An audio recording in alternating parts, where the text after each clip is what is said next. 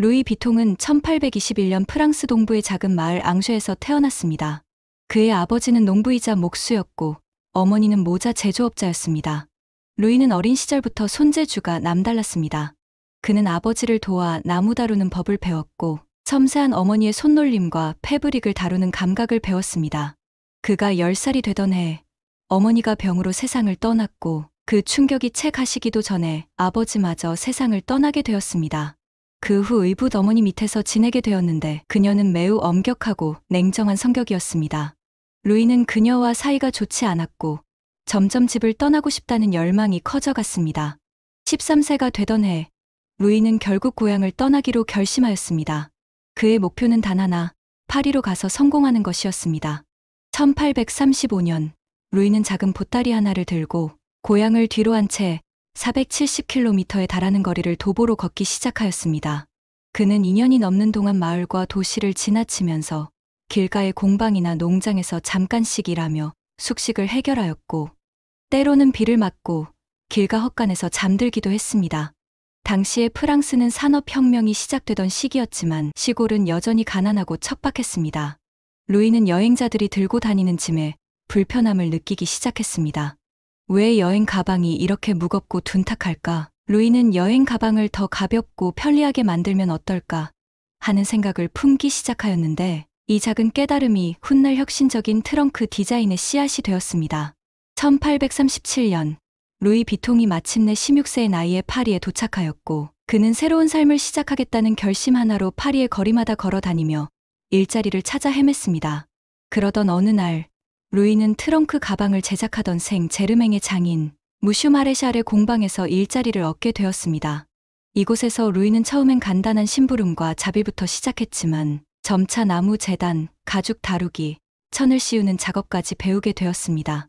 당시 트렁크 제작은 굉장히 정밀한 기술이 필요했는데 루이는 남들보다 더 오래남아 연습했고 특히 고급스러운 여행용 트렁크를 만드는 섬세한 작업에 능숙해졌습니다. 이 공방에서 일하며 그는 상류층 고객들의 취향과 여행 문화를 이해할 수 있었는데 부유층 고객들은 튼튼하면서도 세련된 트렁크를 원했고 특히 마차와 증기선을 이용한 장거리 여행이 유행하던 시기였기 때문에 실용적이면서도 아름다운 짐 가방이 필요했습니다. 루이는 그런 수요를 파악하면서도 기존의 둥글고 무거운 가죽 트렁크가 불편하다는 걸 눈치챘습니다.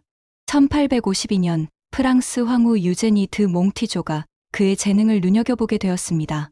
그녀는 루이를 전속 트렁크 제작자로 고용하였고 황후의 신임을 얻은 루이는 왕실과 귀족들 사이에서도 유명해지기 시작하며 그의 이름은 점점 더 귀족 사회에 퍼져나갔습니다. 1854년 루이는 클레망스 에밀리 파리오라는 여성과 결혼했습니다. 그는 결혼과 함께 새로운 시작을 다짐했고 유제니 황후의 넉넉한 후원 덕분에 드디어 자신의 이름을 내건 공방을 열었습니다. 간판에는 이렇게 적혀 있었습니다. 루이 비통, 파리의 트렁크 제작자, 패션 포장 전문, 의류 포장 특화. 그는 기존의 둥근 가죽 트렁크 대신 평평하고 직사각형 모양의 트렁크를 고안해냈습니다. 방수 처리된 회색 캔버스 천을 씌운 이 트렁크는 여행 시 쌓아 올리기 쉽고 가볍고 튼튼하여 혁신적인 제품으로 주목받았습니다. 1867년 파리 만국 박람회에서 그의 트렁크가 출품되었고 세계 각국의 귀족들과 상류층 고객들이 루이 비통의 트렁크를 극찬하게 되었습니다. 그의 명성은 프랑스를 넘어 유럽 전역으로 퍼져나갔습니다. 이후 그는 끊임없는 수요를 감당하기 위해 공방을 파리 외곽 아니에르로 이전하고 숙련된 조수들을 고용하여 대량 생산 체제를 갖추기 시작했습니다.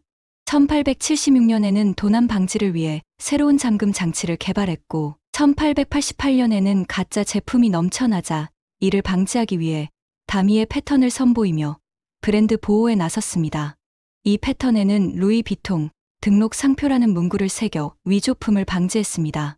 루이 비통이 세상을 떠난 이후 그의 아들 조르주 비통이 브랜드를 이어받아 더 널리 발전시켰습니다. 조르주는 아버지의 혁신적인 정신을 이어받아 1896년에 상징적인 LV 모노그램 패턴을 개발했습니다. 그는 브랜드의 이름 LV 이니셜을 중심으로 꽃과 별, 다이아몬드 모양을 조합한 독특한 디자인을 만들었습니다. 조르주는 단순히 디자인만 새로 만든 것이 아니라 브랜드의 글로벌 확장을 적극 추진했습니다. 그는 미국, 영국, 그리고 다른 유럽 국가로 수출을 시작하며 국제 박람회에 참가해 루이 비통의 명성을 세계적으로 알렸습니다.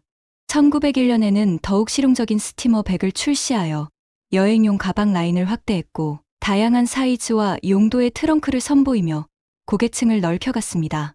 특히 1930년대에는 오늘날까지도 사랑받는 대표적인 제품들이 출시되었습니다. 1930년에 출시된 스피디는 휴대하기 편리한 핸드백으로 오늘날까지도 많은 셀럽들이 사랑하는 대표적인 아이템이고 1932년에 출시된 노에는 원래는 샴페인 병을 운반하기 위해 디자인된 가방이었지만 이후 패션 아이템으로 자리 잡았으며 1934년에 출시된 알마는 우아한 디자인과 실용성을 갖춘 핸드백으로 원래는 코코 샤넬을 위해 1925년에 맞춤 제작한 가방이었습니다.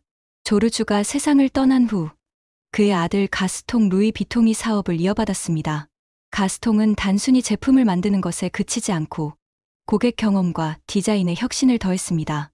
그는 매장을 고급스럽고 세련된 공간으로 탈바꿈시켰으며 가죽 제품뿐만 아니라 서류 가방, 액세서리, 그리고 특별 주문 맞춤 제작 서비스까지 확장했습니다. 또한 예술가 및 디자이너들과 협업하여 루이 비통의 제품을 하나의 예술 작품처럼 만들어내기 시작했습니다. 1987년 루이 비통은 샴페인 브랜드 모에 헤네시와 합병하여 오늘날의 LVMH 그룹이 탄생하게 되었습니다. 이때부터 루이 비통은 명품 패션 브랜드 그 이상이 되어 세계 최대 럭셔리 그룹의 중심에 서게 되었습니다. 오늘날 루이 비통은 전통과 혁신, 럭셔리와 현대적인 감각을 모두 담아낸 브랜드로 패션, 라이프 스타일, 예술까지 아우르는 세계 최고의 럭셔리 하우스로 자리 잡았습니다. 1854년 작은 공방에서 시작된 루이 비통은 이제 전 세계에서 가장 가치 있는 명품 브랜드 중 하나가 되었습니다.